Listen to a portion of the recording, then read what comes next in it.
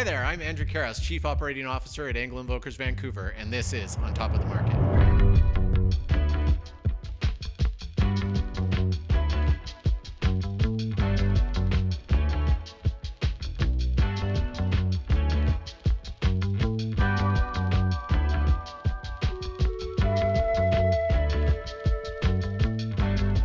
Today on Top of the Market, we discussed exactly that, being on top of the market, how to deal with the hot market that we're in, how to represent a seller, how to represent a buyer, and we had the privilege of having Engel Feldstein join us, who's a 16-year vet, and somebody who's worked closely with me for many, many years, and I just absolutely love his insight.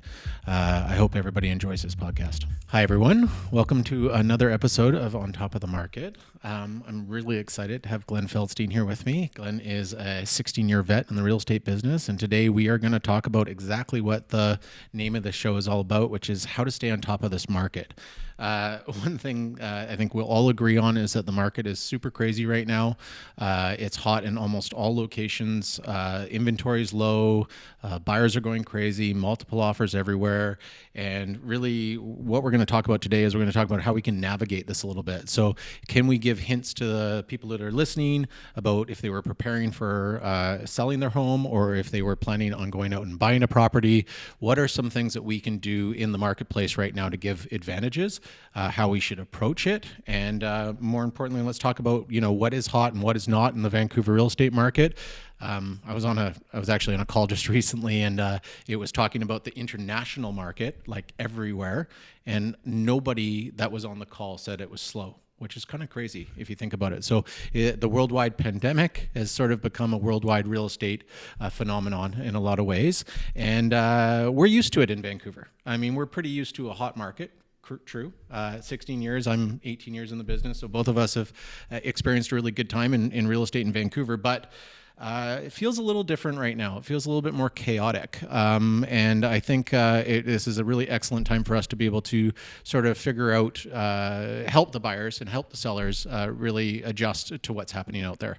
So the first thing is Glenn, maybe you could kind of lead us in by telling us what are some of the hottest markets you're seeing in Vancouver, or Metro Vancouver, Fraser Valley right now, and what are most people doing and what's driving it? Like, let's find a little background here to start with. And thanks for joining us, by the way. Yeah, for sure. Yeah, thanks for having me on. I was looking forward to it all week. So I think what's driving it is certainly the pandemic, right? I mean, everybody is absolutely reevaluating their home life. There's people aren't going into the office as much, or they weren't at all. So having a good space to work from home is obviously super important. I think, with nobody traveling, all of those sort of things just made people really, really reevaluate their homes, and pretty much most people are upsizing, right? So as far as the markets that are hot and or not, or hottest maybe is the I mean you kind of just kind of like what you said, like this is like what we're experiencing here is happening around the world, right? And and I'm in contact with other realtors in the States and other parts of Canada, and we're all telling the same story for the most part, right? So I think single family, I mean, never mind location, say for right now, but I think the single family homes, they are incredibly hot, like very, very high demand for those, right? Townhouses, would follow that and that sort of thing. The only, east side of Vancouver, incredibly active.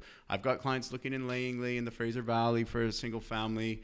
Prices have jumped substantially in the last 4 months, say. So that's certainly incredibly active, super high demand there. The only market that I am seeing that is kind of on the slow side is downtown Vancouver. And I mean right downtown Vancouver, not Kitsilano, not Mount Pleasant, not Fairview. I mean those areas and condos and 2-bedroom condos, they're still doing quite well, and there's still a lot of multiple offers happening there. But downtown is, been in the business since 2005, and this is the first time I would say that the downtown market is slow.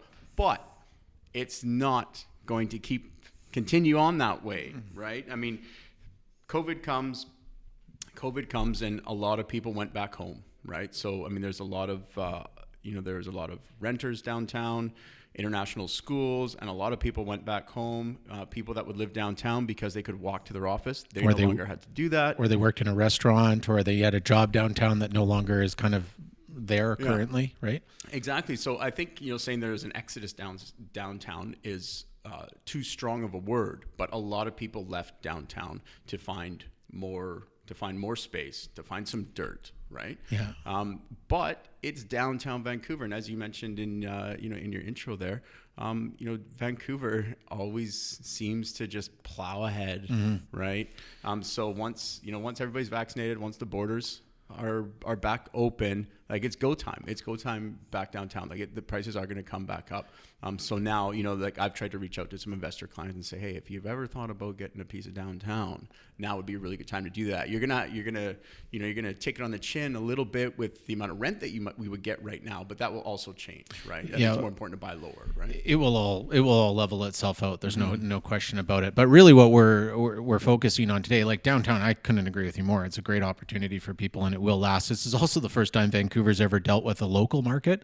It is not driven by foreign buyers, which has always been the assumption, is that the market and the price in Vancouver was high because of international market that was coming, or a foreign market. But right now it's driven by local people trying to find the right home for themselves under the conditions that we're in COVID, which is I have to work at home, or my kids are driving me crazy and I need more space, or I need a yard, or whatever the case may be, or location proximity to schools and stuff like that. So, I think detached, I'm looking at stats here. What's crazy when you look at the stats across the board, and you're absolutely right, Glenn, because you mentioned that all markets are hot, and in Metro Vancouver and the Fraser Valley, just as a generalization, we're looking at like close to 70% increases in sales, and then listings are up from last year too. But last year, if you remember, last February was actually a decent market. Like it was just picking up at the beginning of 2020. So we're actually comparing numbers against a really decent market, and listings aren't up that much, but sales are way up. And so what you end up getting is this assumption, it's absorption rates, right? It's selling so quick, and we're not replenishing the inventory, and people are getting panicked and they're coming at it. So here's the question, and this is why people might listen to this podcast, is if I was selling my home, okay, I'm a seller, I've got a detached house on the east side, I'm sitting on gold, right? Yeah. And but Glenn, you're coming to me and I'm saying, I'm thinking of selling. Like it's a really good time. I got lots of equity in it, and you know what? I don't need to be as close to downtown anymore. So I'm looking at areas like Langley. How would you prepare a guy like me in that situation, saying, I need more space, I can get more going out into the valley. Langley works because my job no longer makes me have to be downtown. So I'm going to sell my detached house in East Vancouver. What do I need to do, Glenn? How do I maximize my profit there and get the best sort of, I guess, deal in Langley that I can? Yeah, well, you're gonna do well. You're gonna love selling your place here. It's gonna be, you're gonna do very well on that end. But then you're gonna be in a fight in Langley, right? Mm-hmm. And so one, I think definitely what I want to make sure with my clients is that there isn't really any surprises, and they're prepared for what's about to come, right? Mm-hmm. So I mean, from the standpoint of how I would get that property ready for the market and that sort of thing. Never mind what the seller may have to do. Obviously, make recommendations on that. And of course, if our strategy is to generate multiple offers, we're gonna choose a marketing price that we think makes sense. That's gonna get the most eyes on the property of qualified buyers, people that we actually want through there. I'm still and I'm sure a lot of other realtors certainly in this office, are still very conscious of the fact that we don't want to have the property overrun by people coming to see it. Like that aren't qualified, right? Especially with COVID. That's the whole reason. That's what you right? mean. Okay. That's the whole reason, right? So, because sometimes properties are listed really low and they sell for so much higher, and there's maybe the list price was a little bit too low. Maybe there was something happened that was unexpected, and the seller and the realtor didn't anticipate that. But there was probably people that went to that property that couldn't afford it. After the sale price and that sort of thing. So assuming that's our strategy and the house is prepared for market, typically what we like to do is, list a property on the market on a Monday or Tuesday, have showings, and we space the showings out, depending on the size of the property, certainly 20 or 30 minutes, because people are late, traffic, schedules, but we want to make sure everyone has enough time to walk through the property and not feel too rushed, or create any kind of a log jam. And then we hold offers until the following week for a Tuesday or Wednesday. We want to give people enough time to see the property, see it a second time if they need to. It's kind of funny. People will go and sit in a house for 15 minutes or 10 minutes, and they'll commit to a $1.5-2 million purchase, and they spend more time trying on a pair of jeans.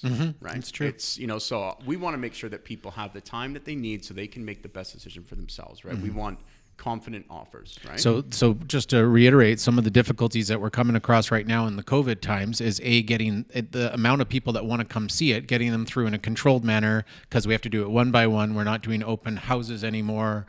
So you got to make sure you're spacing your scheduling. Something that you said that's really interesting, and I understand what it means, but let's share with the listeners here is you said hold off on offers till Tuesday or Wednesday. How exactly do we hold off on offers? What does that mean? Yeah, so back in the day, which wasn't that too long ago, but back in the day, we would just tell people we're looking at offers on Tuesday.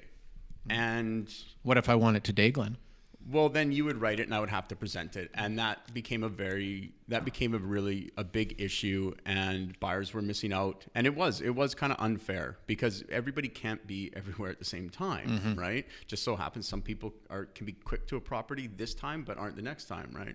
So we now have a form that we fill out, and it's a seller's direction of presenting offers. Thank you. Anyway, basically it's a document that our clients sign, saying that when they will look at offers, what date and what time, and if they will allow the buyer's realtor to be present or not. More often than not, it's or not, right?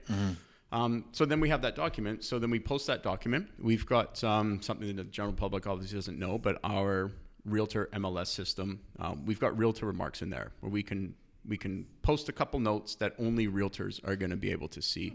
So we let the realtors know in those comments, and then we also have a document section where we upload this document so everyone's on the same page. So when I say we're holding off on offers, it means my client has signed a document stating when they will look at offers. Which helps organize the situation. And I mean, in COVID times, I feel like it's almost a must, not even because we're holding off for multiple offers, but just holding off to make sure we're exposing the property enough that we're getting the people through, that they're getting the information they want. And that's another big piece of the puzzle is, I ask you what we can do to get sellers ready. Well, we can make sure we have all of the information that is needed for somebody to make a informed decision on the property, so that when they're coming to write the offer, they fully know what they're looking at and they know what they're about to buy, right?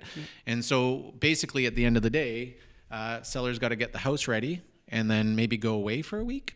Yeah, I guess we can't go away for a week right now. That's the problem.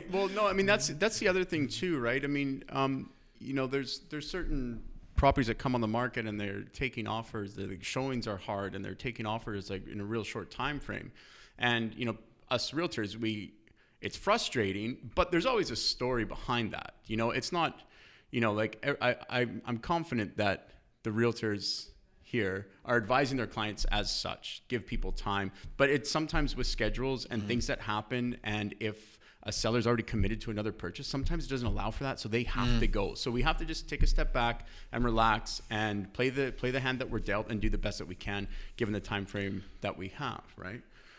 So as a listing realtor, when we're selling, because we're going to talk about what you do if you're on the buying side, but it's really the key things are set a time for offers so that you can give the time for exposure of the property. Make sure people are coming in and getting access to the property with enough time to make a decision and in a safe, scheduled way. Making sure you have the property information and everything documented so that you're not missing any information. And then make sure if somebody wants to come in and do an inspection or something like that before we take offers, that we have access to the house. Yeah. So really the key is it really good access to the information and very good access to the house in a controlled manner. And then when we're taking offers, we know everybody has the information that they need, correct? Exactly. And because, with multiple offers, like it's become so common that people will write an unconditional offer with a bank draft. Obviously, we'll touch on that in a second and how to do that. An unconditional offer means an offer with zero subjects. No subject to financing, no inspection. It doesn't mean you haven't done your due diligence. It means you've just done that before you've made the offer, hopefully. Right?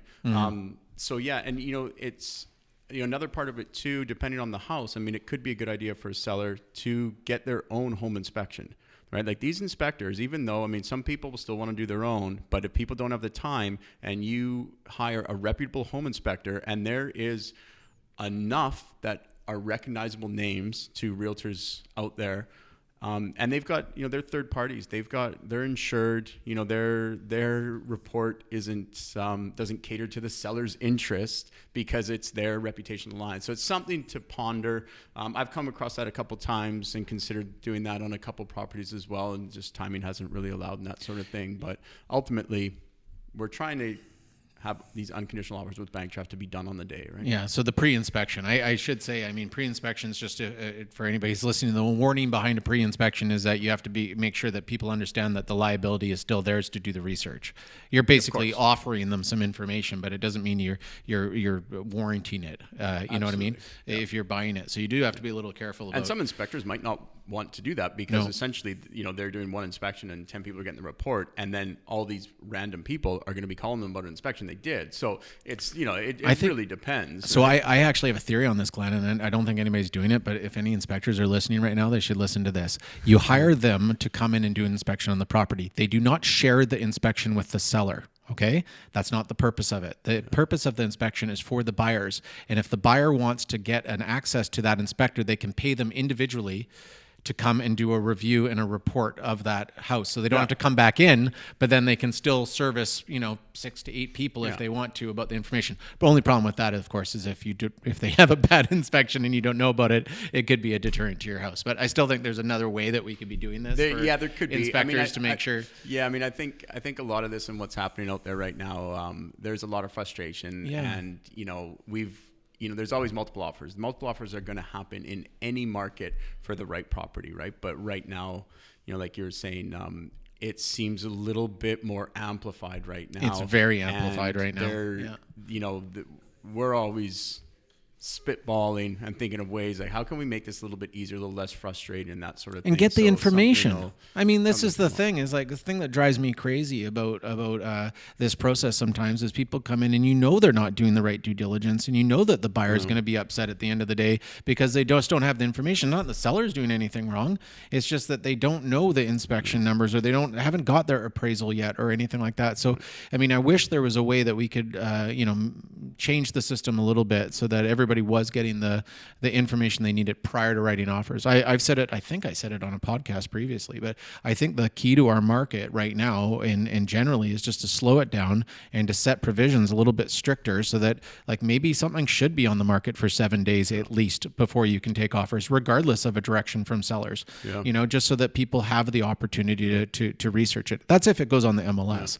I mean, you can always do exclusive listings if you need to sell it quickly, right? Yeah, no, I agree. I do think that things do need to slow a little bit. And realtors, like we need to be confident in the plan that we put in place, especially if the seller's in agreement with us, right? Mm-hmm. So sometimes it's like, because I know sometimes people get worried, like, oh, like nobody called today, like new listing, like, oh, I thought I'd have more calls. Oh, and they start to kind of worry, like, did I miss the mark a little bit? And then somebody's like, hey, we really want to make an offer. And they're like, oh, do I have to change everything? And then it's this panic sets in. So it's like just do our best to be confident in the plan and strategy that we set forward. And that's what I mean. If you had a set date, like if you listed on a Tuesday, you can't take offers till Tuesday, then all of that other stuff can be put aside because you can't take an offer anyway. Yeah. So we're just going to find out on Tuesday. Yeah, let's just make sure we're showing it and doing the best that we can. Yeah. In any case, so sellers need to be very well prepared and ready for the market, but they also need to get into the market if they plan on buying again. And there is only hot markets out there. And so this is probably more of the conversation is that buyers are coming in and there's 14 offers on a property or something silly like that. So I see it on, now I'm a buyer. You sold my house in East Van way over asking, by the way. So great job. Well, and then it was the market, but thank you. The photos were great.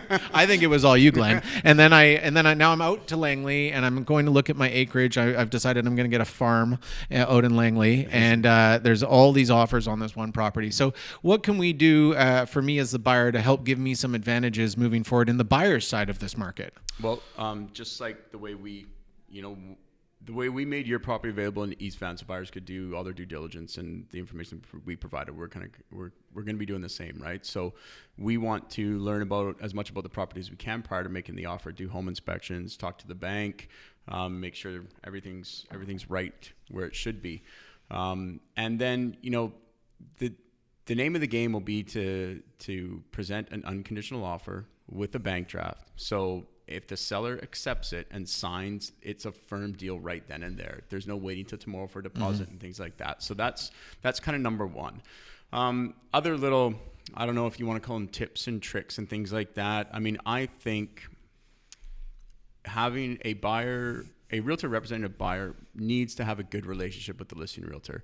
And this can happen if they've only just met at this property, right? And how one does that, it's just up to them. Like I try and build some rapport, right? I try and have some conversations, and I tell them, what's going, what my client's doing and who they are, obviously with my client's permission, right, guys? I'm not going to say anything I shouldn't. But I want my clients to be real people to the listing realtor and to the sellers, right? Now we can also, you can write a letter and, a letter of who you are and why you want the property and that sort of stuff. Sometimes that can fall on deaf ears, but I try and do my best to find out if, what would be important to the sellers. Apart from price, what would be important? Is there anything?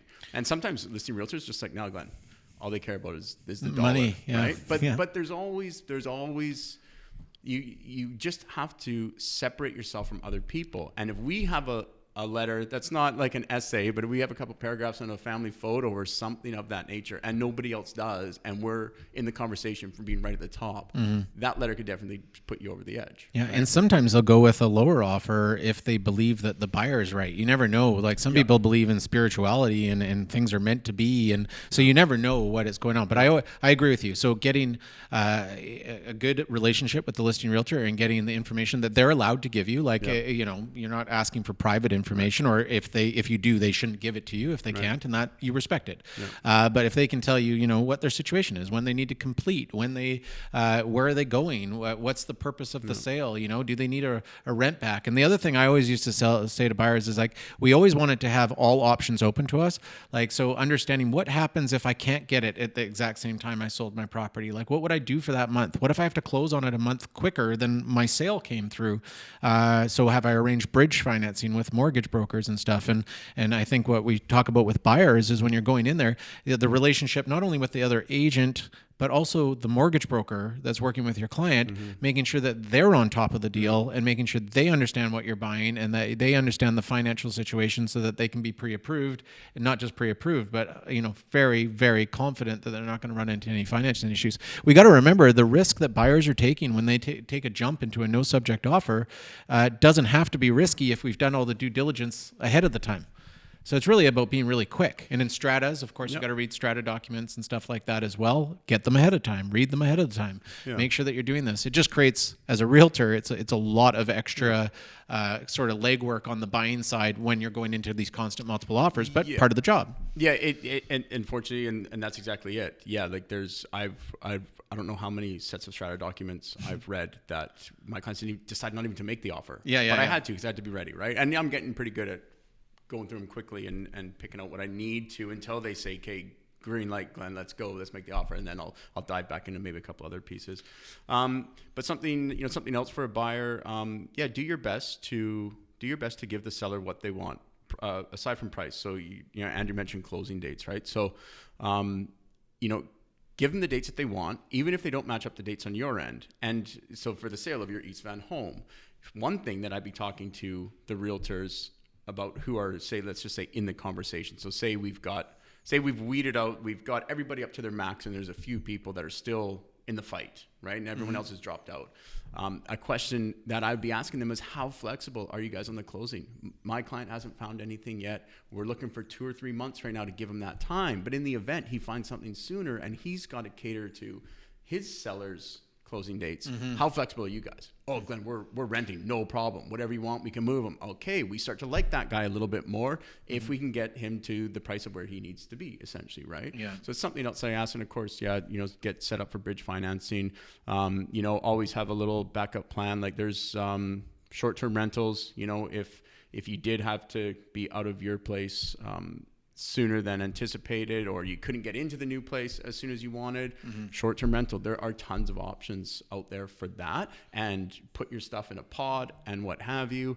And you know what, like a month or two in the greater scheme of things is such a small blip, and once you're in, it's all going to be said and done, and you're going to be as happy as can be, right? Yeah, so. I always find that the trick is like preparing somebody for variances. You know, like we don't know. And if they come back at you and you're in a multiple offer, so typically in a multiple offer situation, correct me if I'm wrong, but I'm pretty sure I understand how it goes, but you submit an offer, they're going to review them. When there's 14 offers, there's obviously a lot of different things that are going on between all of those offers. So there's a good chance that if you've got a good offer with no subjects in a bank draft, you're in the running. Right. Now, if your price is way too low, you'll most likely get a call from the other agent and say, listen, great offer, but you're money wise, you're not even close. Right. So you also have to make sure that your client is ready to know exactly where they're ready to stop. Right. Yeah. What number are they willing to pay for this house? And they need to make those decisions quickly. So how do you strategize that? Like, how do you get into a moment with your buyer and kind of figure out like, what do you put forward when you think you're supposed to be putting the best foot forward already,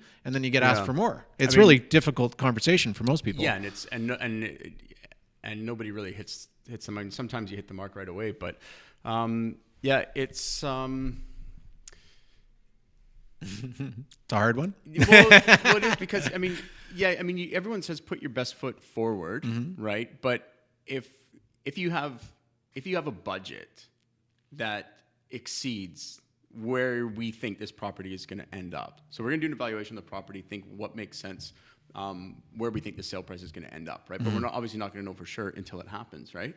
So, you kind of do that evaluation, and then you make an offer based on that, and depending on how many other people are making an offer, right? So you might leave a little bit in the tank, right? Which is a good idea. I mean, unless your max is the number where we think, then just go all out and hope for the best, right? If it makes sense. I mean, there's a whole other conversation about when not to make an offer. Yeah. Right. Yeah. I think one of the key things that I remember, and I've actually heard you, I think, on one of your market updates that you do. By the way, if anybody wants to follow Glenn on Instagram, he does great market updates. Always has great insight. So make sure you follow Glenn. It's one of the reasons why we wanted Glenn on the podcast today, is because you have a really good take on these things. But the asking price has no reflection on what you should be thinking about paying for the property. You should be doing your own evaluations on what that property is worth to you. Yeah, your circumstance is different than everybody else's, and the price was arbitrarily set by whom? Right. Yeah. So and that's kind of what I say. Like, try not to confuse the asking price with the actual value of the property. That's right. And that works both ways, guys. Like, something maybe not in this market, but something could be drastically overpriced, and it puts people off. But if you're kind of in tune with the market, and you notice that, like, yeah, that seems high. And however you come across it, and you kind of do your own evaluation. You tell your client, like, hey, look, I think we can get this. We should be able to, based on current market conditions and sales data, we should be able to get this for a couple $100,000 below the asking, depending on obviously the number of factors, right? So it works both ways, right? And then the other thing, if my clients have the budget, I have them leave a little bit in the tank, and this kind of goes back to before I submit the offer. I also do I keep to whatever schedule the listing realtor wants. Yeah, follow the rules. I do not want to be a bee in their bonnet. Yeah, I want to be like, I want to follow every instruction. So they want offers at a certain time, that's fine. Being the first person to submit is always a little bit nerve-wracking, but sometimes depending on the situation, I'll even have my client submit a lower offer, and I'll say, look, we've got more room here. We're submitting this because we're the first one, so you tell me when you get the other one and that sort of thing, right? Or just ensure you give me a call back, because I'm first. Yeah. And that's one thing I've told people before too. Like, well, why are we writing an offer at full price right now when there's no other offers? Well, they're expecting more offers, so they're going to expect at least full price. Yeah. You're willing to pay full price because it's a good value and it suits you. So let's get in there and be their friend. And keep in mind, we've already determined what we think the value is before making the offer. That's right. So, even like people will choose a marketing price that's very attractive, but we know after doing an evaluation that, property's listed for $1 million, but there have been some sales around $1.05 million and even 1.1. But this one listed at $999 because it wants to just be under that good marketing price, and so we know that that's going to be the range. So if we decide that, and we put an offer fourth, then it's okay. We've already done that evaluation. And it goes back to not confusing the asking price for the actual value, right? Yeah. And then and I always do my best. Especially, I think any realtor is going to call back anybody that has an unconditional offer of the bank draft, no matter what. But regardless, I always it goes into trying to have a good relationship with the listing realtor to make sure we do get that call back, because we all know how difficult it is to pick that number, and we know how many people are making the offer, but we don't know where their offers come in at. Some might even be below the asking. Oh yeah. So we don't really know. So we just want to make a good offer that is definitely going to get people's attention, that's in the range that we are comfortable with, and that makes sense both on the value to us being my clients and the value of that property in the market. Yeah, we need to make sure at the end of the day that your client, the buyer, or me in this case, looking at my dream Langley home, isn't overcommitting to something. And I mean that by like making a bad financial decision or overpaying for something because I'm coming out of East Vancouver. And I think this is what's happening for a lot of people, is that, I did so well on my house in East Van that I don't give a whatever. I'm paying whatever they want for that house. I'm gonna rein you back in on that. Yeah. Okay. I'm gonna rein you back in on good, because I need you, Glenn. That's what I need. I need my buyer's agent to make sure that they're reining me in, because I'm feeling really confident. Right. Yeah. Can I go back for a sec, because I thought it was really interesting. You were talking about kind of like how to strategize what price to put when you're moving forward with a buyer, but we didn't talk about it with the seller. In today's market, can I just ask whatever I want because the market's so hot, or am I still better off going with just what's maybe the last sale down the block that was quite similar, kind of keep it in that price range? Or should I be, because it's hard to get people in and you need to get as much attention as possible, do I need to be pricing sharply just to ensure that I can get this done in a short order and get the price that I'm supposed to? Okay, let's say your house in East Van, right? Let's say a few comparable properties sold in the 1.8, 1.9, 2 million range. Different levels of, say, maybe renovation or sounds good, by the way. Yeah, south yard, south backyard, north backyard, whatever. Right? So there's some differences, right? Yeah. And say all of those kind of listed around 1.7, and then they got 1.8 or 1.9, or they got 2, right? So I'm not gonna suggest list price of 1.7, and depending on how good your house looks and how it compares to, say, those three, I'm going to suggest something maybe around 1.8. Let's say it looks really good. It's better than a couple south yard and a pretty fresh renovation, right? So I'm going to probably be around, if we're aiming for 2, I'm going to probably be around 1.850 or 1.8 or something like that. Like I don't want to. We can try to generate what the last highest sale was, but it doesn't mean we should list right where they listed. We should also, like, that's why I say choosing a marketing price. Like, we want to choose a marketing price to get the most eyes on it, but the most qualified eyes. And we also don't want to piss anybody off because the frustrations are there. So it's like, oh, it's listed for 1.6. Like, oh, like people will like, come on, man, flip you the bird on the computer screen, right? Yeah. So you don't want to piss off buyers who are wasting their time looking at something that is going to sell so much higher than what you've listed anyway. It's even if people have a $2 million budget and they see that, they're like, oh, come on, this is going to be a gong show. Yeah. Right. It's just setting a poor stage, right? So, if you can't ask, and yes, you can ask anything you want. With me, no, you can't. It's got to make sense, right? So if I'll give you options, right? You wanna list at 2.1 and take 2. If you want to go that route, well, let's talk about that. If you want to list at 1.5. I'm like, well, let's talk about that. You want to list in the middle somewhere and find that sweet spot, and that's usually where most people should always be, in that sweet spot, right? Then we'll talk about that. There's pros and cons to each one, and then ultimately you're going to decide which route you think makes the most sense. Right? I used to always say that if I'm talking about a seller and they're thinking about listing in like a month, let's say, right? And so they'd say, well, Andrew, what do you think the price is going to be? I would always say it depends on the weekend. And the reason I would say that is because, sales are sales. That's always going to determine what the value of your property should be. Like if I was an appraiser, that's how I'm determining what the value of the home should be. You take the house that's sold and you kind of make your changes to figure it out.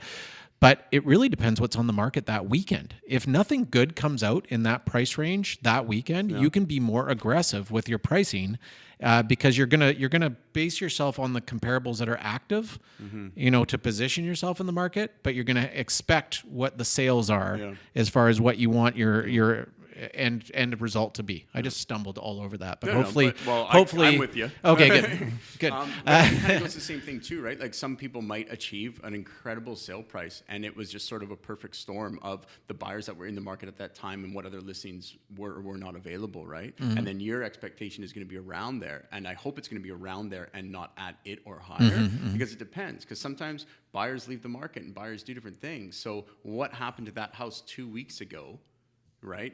It may not happen on yours, but we've got a great comparable property that will get us sort of in the ballpark. And I mean, let's be honest, Andrew, you've owned that property for a long time. You're going to do fine. Yeah, you're going to do fine. You're going to do fine. It's all compared, and it's all like kind of moving forward too. Like you're going to do fine here, but you're going to pay a little bit more there. But you can kind of like accept that there might be a little bit of a correction to the market, and it's going to be okay because you did so well on the sale of your home. Like everything's a perspective, right? And and that's the sort of thing. Now, if I was a downsizer or something like that, you want to try to maximize everything that you can get out of your house so that you're for retirement and stuff. Everything's so personal when it comes to sales. And I think that goes back to when you're representing a buyer or a seller, the first thing you should be asking is about them, not the house.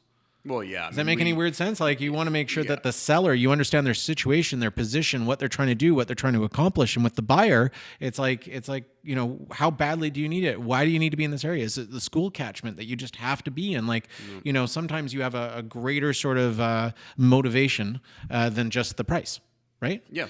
And so sometimes these things happen. So in this market, we know that both sides are kind of crazy right now. Like buying and selling is what I mean. You have to be very, very prepared. We're running into, I think I called it a chaotic market a little bit before. The importance of having somebody to kind of like get you through the process and be able to give you comfort in the fact that they've done this before and it's going to be okay. But what are some things that you think we could do as realtors or as an industry to try to make this go a little bit more? Like I use the word transparency a lot. Like I think that's the biggest complaint that buyers have is they feel like there's no transparency in the process. But what are some things you think we could do to improve it? Like, I mean, if we're going to be in this chaotic market, how can we do it better? Yeah. Good question. That's it? Yeah. You got me. I mean, I think the biggest thing, I shouldn't say the biggest thing, but a major frustration with this is people are like, well, how do we know they really got those offers? How do we know this is where we needed to be, right? And I think we just have to lean on, the listing realtor being ethical and not trying to pull one over on anybody and that sort of thing, and so, I mean, sometimes too, I mean, when buyers are uncertain and when people are uncertain, that's when they tend to sort of freeze up. That's when their actions are not, in line with their goals, perhaps, right? Yeah. They sort of freeze. So if there was some more transparency, I think people might feel a little bit more comfortable. Honestly, I don't know. I mean, I've thought like having, provide, like we don't want to show anybody's offer before or after. No, I'm just kind of thinking out loud, right? Before or after. I don't want people to see how I write my contracts, because then I'll start losing if I'm up against them, right? Exactly, right? Do you know what they do in Ontario? No. They have an offer registry. Okay. So when you as a listing agent get your offer, you submit it and it goes into a registry and it alerts everybody else that an offer is being submitted. So one offer's in. And then when you get the second offer, boom, it goes in and it just alerts everybody that you're good. Something like that. I think that'd be great. There's people that are going to be like, well, how do I know that that's real? And at some point, you're going to have to trust the system, right? That's interesting. I think that would be good. I mean, I think another thing, in the States, have you heard of an escalation clause? Yeah, but that's when like you would say I'll pay X amount over. Yeah, I'll pay $1,000 more than the next highest offer up to, and then I cap myself, right? So I'll list it for $900,000. I'll pay $1,000 over the next highest offer up to $1 million. So basically, the listing realtors just look and find everybody's cap, and then just take from there, right? That's an interesting one too, but I don't. For some reason, people don't use it here. There's a legality behind that says that if you don't have a price associated with the offer, then it's not real. Essentially, is the best way of putting it. I think it's a clause, so they'd still go in it. Like I do know that this is a conversation that people have had here. I know people have tried it. I've seen it, and I've also received a lot of phone calls from people that have said that they're trying to do this. You could verbally say to, so I can remember going into a situation and saying, this is our offer, but if you want to counter me at $5,000 over whatever the highest offer is, Right. I'll give you an answer in 5 minutes. Right. And I'm sitting with my client right now in the car. Yeah. And that's easy because then you're getting a formal counter. It's got an expiry of, call it 5 minutes or 10 minutes or whatever it is. So they're not binding themselves to us. They are, but for a very limited amount of time because you can't counter more than one offer, right? That's not allowed. But it gives them the opportunity to try us on for size. And then they come back and they say, well, here's the number that you need to do. And I look at my client, I'm like, you want to do that? And they're like, no. And I'm like, hey, nope, we're out. No problem, nothing lost, nothing gained, right? But vice versa, if they come around and they say yes, then you get it signed and get the heck in there and you do it. That's it. I just sort of gave you a reference of when, and making myself sound dated or whatever, but, sitting outside in the car with my clients. Yeah. What are you doing? What am I doing? Why am I there?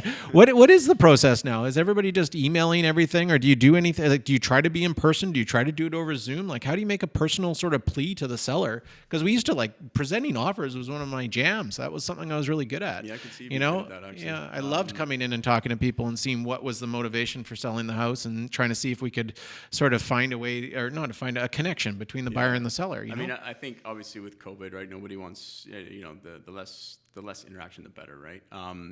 In the past, for as long as I've been a realtor, we would ask if we can present, and more often than not, we'd get a no. The seller doesn't want you to present, right? But sometimes you would, right? You have to let them present unless they have it in written authority that they don't want you to. Yeah, but maybe did they back then? I mean, who knows? Yeah, right? yeah. That's a rule. Anyways. It still is a rule. Anyways, of course, I don't want to force myself at a kitchen table with God, a seller no. who doesn't want me there. No, God, no. You definitely don't want to do that. If they tell you not to, you should just say, okay, no problem at all. No problem. I was actually thinking from a listing side, though, like as the listing realtor, it adds a little bit of personality to what's going on. And, we were just talking about, we got way off topic here in some ways, but the registration of offers, right? Like providing that there was one there. Yeah. And if you did it all over Zoom and you let people into the meeting and you let them present to your client, they get to meet your client, see you, and then you're talking, and it puts like a face to everything, and it shows that you're being transparent. You're not saying anything. You're not you're just letting them have an opportunity. I think actually people should start trying to do that. That's not bad because you can set up a waiting room too. And yeah, people in when you want. That's right. People out when you want, and that sort of thing. And then you can get a hold of them if you need them too, right? You could do it through the Zoom. Hey, I need to talk to you. It's not bad. If somebody really wanted to present, I'd have no problem doing that. But yeah, everything's done through email and DocuSign, AuthentiSign, just an e-signature type thing, right? Which is totally legal.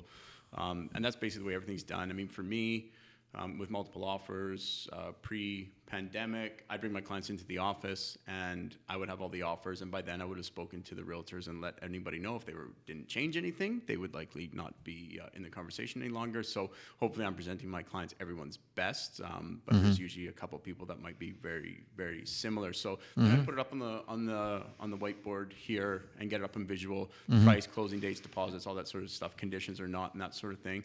And then during the pandemic, I've essentially done the same thing. Sometimes snapped a photo of it, but at least put it up there as a visual for me, and then just walk them through it. And then and when people change their price, I cross it out and I put it up there, right? Because even sending all this stuff to a client and having looked through all these different files that are open, even if there's just 4 offers, it's just it's a little bit annoying. And for me to have it on a desk out in front of me is one thing, but I just kind of like the visual up there personally, and I find some clients do as well, right? But yeah, it's all electronic, phone calls and things like that. I mean, obviously now I'd be fine if a client wanted to come in, and obviously we'd be all wearing a mask in the office. But most clients are like, well, I can just do it from home. You just call me. I'm like, absolutely. Whatever you want. I find that the more professional we can sort of gravitate our profession towards, so like coming up with systems and specific ways we do it. So I absolutely love the idea. Like, forget COVID. We're just going to talk about just how we would do it. Sitting in a boardroom at the office at the night with the whiteboard, writing up the offers on the thing, having it visual, bring in some dinner, talk about it, have good conversation, no distractions. And then if we have a really great process, so we're making sure that all of the realtors that are out there that are bidding us offers are being communicated with in a specific way. You have to update them. You have to make sure they have the right information, email templates full of all the information that they want so that things are filled in and signed perfectly everywhere. If we can elevate the professional sort of side of how we do that sort of end of the business, then I think that the public and the consumer is going to feel better about what they've just done, because it is effing scary to be out there in a 15 multiple offer bid without knowing or thinking that you're being treated fairly. And so if the other party or those, much like why I always like presenting in person, much like why I think doing it over Zoom now would be really good, is it just allows the buyers to see the professionalism of the person that's taking control of the situation so that they feel comfortable with what happened at the end. If they didn't get it, cool. They understand. They feel like they've been treated well. But when they do get it, our biggest problem we're dealing with right now is buyer's remorse. Right. People freak out the next day. Yeah. And then a month later, what's happening in a hot market is seller's remorse. They haven't completed yet, and it's a month later, and they think, my God, my house is worth more money than a month ago when I sold it. Especially if they're out there losing on places. That's right. No, and they're really pissed off because they thought they had an $800. I thought I was going to buy that farm for $800,000 in Langley, and it's actually now $1.2 million, and I only got $2 million for my house, even though I thought I was only going to get 1.8. But now I'm really pissed off that I only got $2 million for my house, even though that's like the highest price in the area ever. That's kind of another part of it, right? Like when we're before you even list your place, we're obviously talking to your mortgage broker, and we're not. I'm not gonna say not guessing, but we're picking. Likely, your house should sell around this much. Mm-hmm. So then, what can you afford? And then you're like, well, if you sell for this much, then you can go spend this much. Okay, well, what's on the market right now in that range? Do I even like it? Am I even gonna do this? Right? Mm-hmm. And assuming you do, then it's all systems go. And then it's sort of, like along the lines when you're buying and as prices are going up and you're talking about, being comfortable, like you kind of need to be uncomfortable as a buyer. You kind of need to feel like, Jesus, okay. Because the thing of it is so you don't get priced out, and that's a whole other conversation, right? But so you don't get priced out, you need to be a little bit uncomfortable and know that if you don't get it, then that's the new comparable for the next seller, right? So, it might take you a couple times to say, okay, now I sort of see, right? And of course, I'm going to be advising as I see fit, and what you do with that information is up to you, right? But we're going to have a very, good conversation about it, and that's why I think it's kind of like, okay, well, what's this? This is what we think it's going to sell for. What's it worth to you? Is it that or is it less? And where are we really willing to go? So there's a bunch of different numbers that we're going to talk about.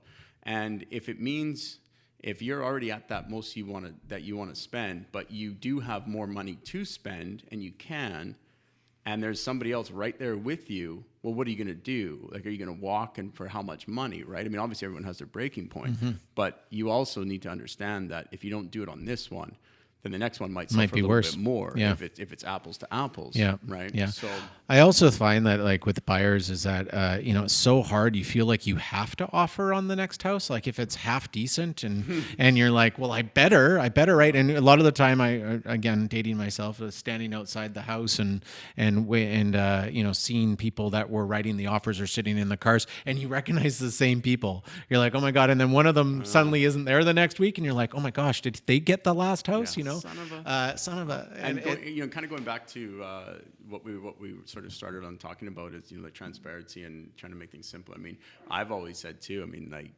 if this was like an auction, an actual auction, right? Then sellers aren't gonna like it because. The most money a seller is going to get is when people don't know where anybody else is. That's right. But sometimes when you are clumped up, then everyone's in the same range. So you're going to be like, a couple grand or a few grand more to get it and that sort of thing. But it's kind of sometimes when you submit the offer and then there's 4 offers and you get that call back like, hey Glenn, we're going to accept yours. Yeah, you're right? like, Which doesn't really happen like normally because my clients sometimes like maybe rarely, but I get my clients to leave some in the tank so they can come up. You're giving away your secrets here, Glennie. That's okay. Okay. I'll give everything, right? Because most people have their own way, and and that sort of thing, really right? it doesn't make a difference. But that's kind of why I want to leave a little bit in the tank, because you don't want to, air quote overpay, even though you are going to overpay. Like, not, that's a bad way to put it, but you know what I mean, right?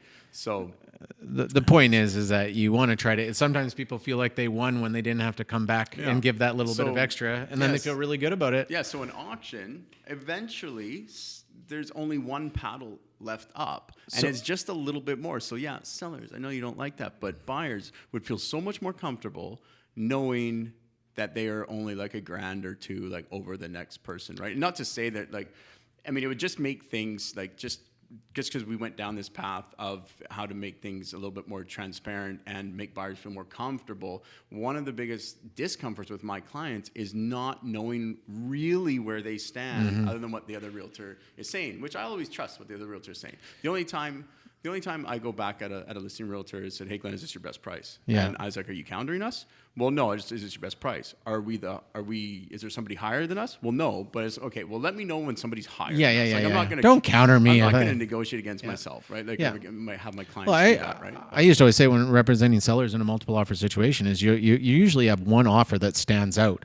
And if it's the best offer and it's got the best price and it's got no subjects and a deposit trap, well, good for them, right? Yeah, but then you got to go back to the other people and just make sure that they don't have anything left in the tank, because that's your duty to the seller, is to make sure that you're getting as much money for the property as you can, but you got to trust the process. You got to allow the process to flow. Yeah. So you leave that first offer alone and you see if anybody else is going to come any further and give them all an opportunity. And then if one of them trumps it, well, then you make sure you let that person have a chance. But if nobody trumps it, then you shouldn't be going back at them. Yeah. But you got to have these conversations with the seller. Like, the seller needs to know your process. They need to know what you're doing and how you're going to do it. And they need to feel good about how you're communicating with the other people. I think the number one thing that you've said during this whole podcast here is that, relationships with the other realtor are really important, because you need to trust them. They need to trust you. You need to do a job together. You need to get information on one another. And in order for your client to feel comfortable, they got to know that you're comfortable with the person you're dealing with, right? Yeah, I've been a fair bit off of asking prices before, and gotten the courtesy from the realtor because of the relationship. We ended up like chatting about her dog like once before, like the day of the offer, and I don't know how we got on there, but we did, right? Because we were just chatting, we're just friendly.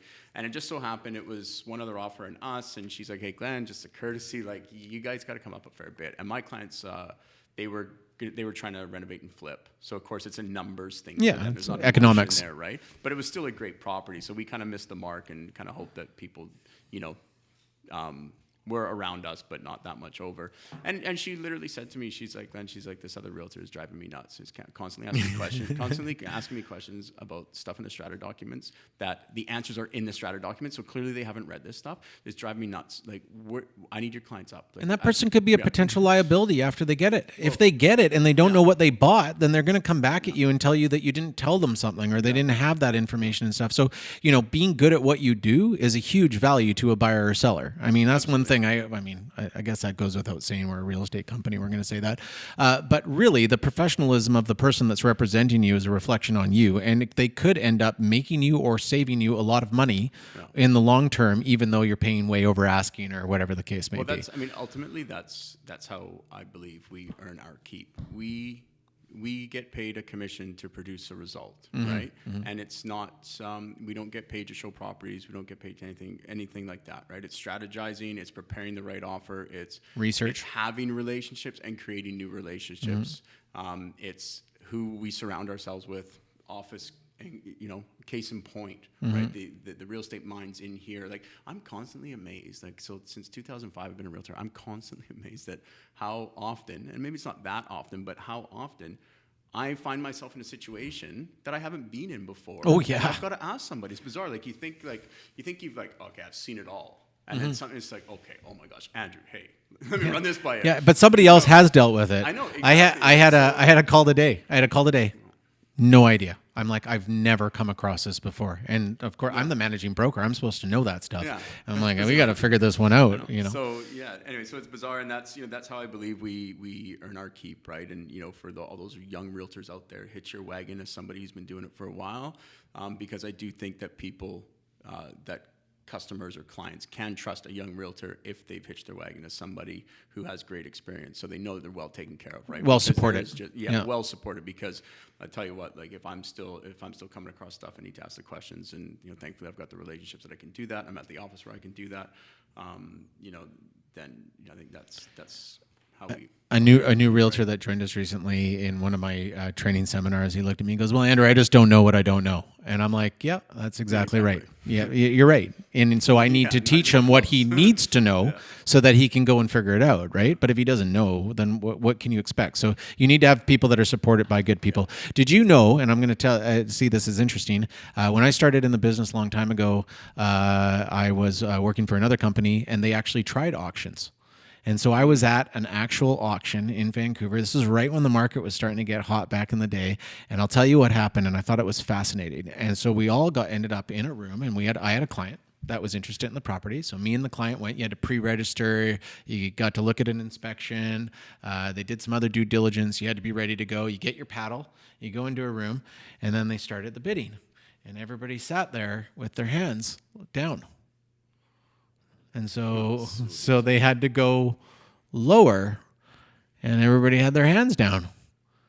And so the auctioneer is like, do you guys understand the process here? Somebody has to make an opening bid. And so he's trying to do his whole thing. And finally, one person puts their hand up. Like it was way under market value is where it started. But that's okay, because then it starts going up, right? Happens, right? And so it went, I think, back and forth 3 times. It was just 2 people. Everybody else was kind of like looking at each other like, what are we going to do?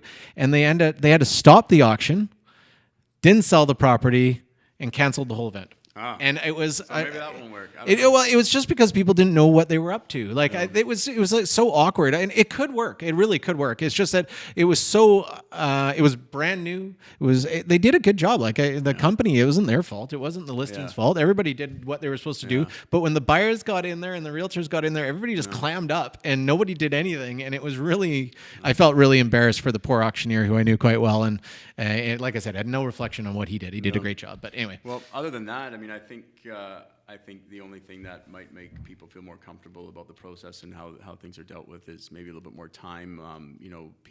Realtors just continuing to try and strive to be that professional and kind of change our perception in the general public. Because it's our profession is not held in the highest regard by most, and I think we deserve what we get in that regard, and there's always going to be some bad apples and that sort of thing, but I think if everything is conducted in a manner that's of the utmost professionalism, then the public will see that, or they'll be experiencing it. I mean, obviously they have to be in the market, but they'll see that, and their comfort, they'll be more comfortable then, right? So real estate agents and companies are quite similar to a market that's kind of frantic. There's too many people going after the same thing all the time, and so the realtors, the competition is too tight because there's so many, right?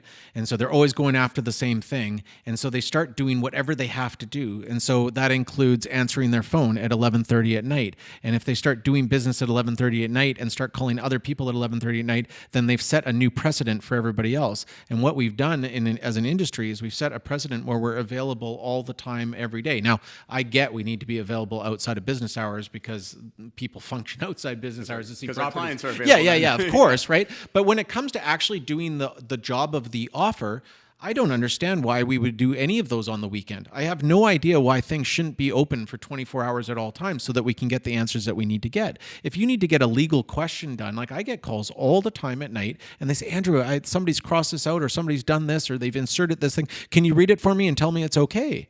And I'm like, well, no, I can't, because they just wrote it on the back of the there's no legal whatever. We need to talk to a lawyer. Well, no, I need to know because it expires at midnight.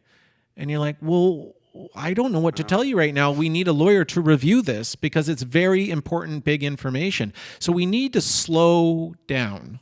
We need to be less frantic about when things need to get done. And if we started doing, let's call business parts of our business during business hours, that might really help. You know what I'm trying to say? Like, and of course that's not a perfect solution. And I get a lot of pushback when I say stuff like this sometimes from some people, because the advantage that you might get, Glenn, is that you're the ultimate realtor who's available now and then, and you'll do anything at any time. And that's why people call on you. But I can tell you, I tried to be that guy too, and it just wears you out, and it puts you at risk. And and there's a lot of things that go down. So well, yeah, I mean, I think realtors they sort of got to have an off switch at some point, right? And I mean, my thing we just need to slow down. Yeah, I mean, that's all I think. Yeah, I mean, my thing obviously offers like it's go time. I don't care what time it is. Like I'll do what I have to, kind of thing. Yep. But anything beyond that, after it gets to a certain hour of the day, if it's nothing urgent, then I think it's like expectations, right? With my clients, right? Whether they're prepping their house for the market, or whether they're going to go buy a place and compete in a multiple offer, or whether it's how I work, right? I just make sure they know, like, hey guys, like this is how I operate, right? So if it's an offer, it's go time, and I'm going to be there. And if you shoot me a message at 9:30 at night, and it's just a random question, I'll get back to you tomorrow. If I'm not tomorrow. doing anything, I'll probably respond. But if I am, just don't worry about it. I mean, if it's urgent, I'm gonna I might notice it, but it might be relaxing, watching a game or something, right? Anyway, so I think I took us off track there a little bit, didn't I? Really, at the end of the day, we are in a hot market. I think what we've decided is we've figured out that buyers and sellers both need to be extraordinarily prepared for the marketplace that we're in right now. Extraordinarily prepared.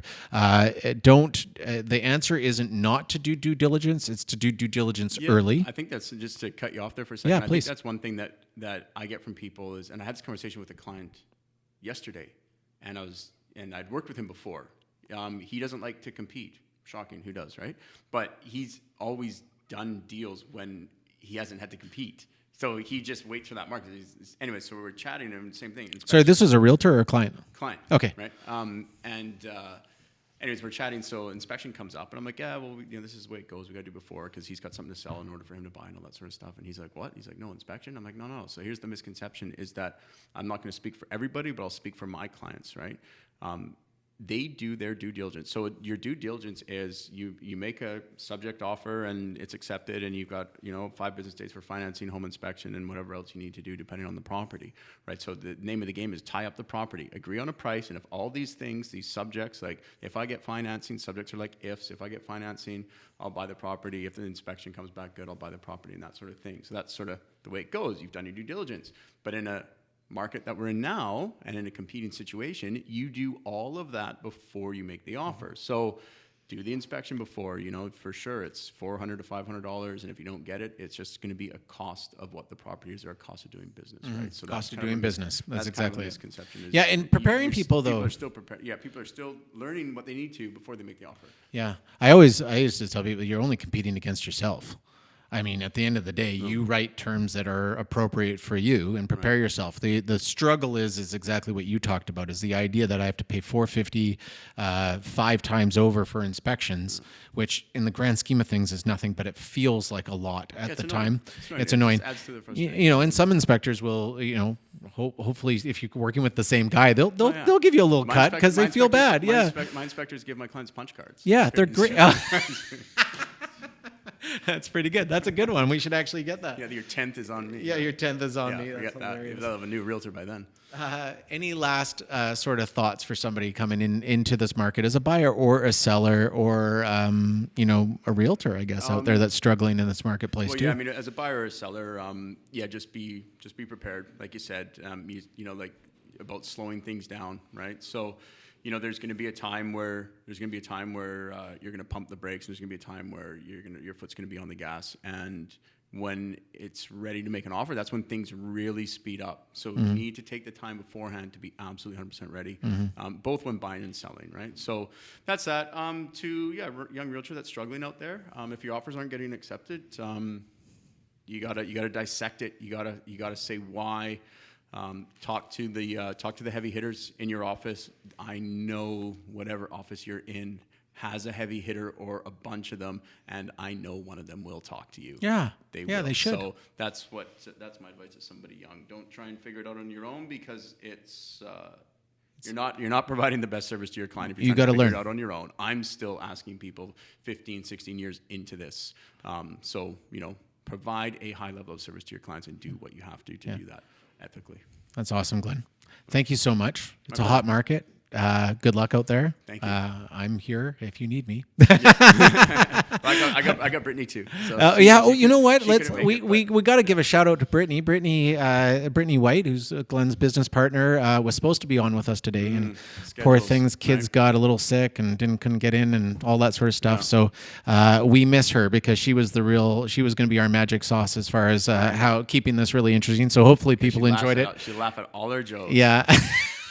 And she crushes it out there. Yeah, Brittany's brilliant. Her level of service to her clients is phenomenal. Her insight. I mean, I was kind of like, I genuinely would like to hear what Brittany has to say. Yeah. So we're just going to have her on next week, or you guys are going to have to do another podcast or something to that effect. Yeah. But thank you, Glenn, for joining us. Really do appreciate it. Be careful out there. Yeah, thank you. Buy and sell. Do a really good job. Really appreciate you coming on. Cheers. Thank you. Thanks. Bye. Thank you for watching today's episode. For more video content, please like, comment, and subscribe below. We'll see you later.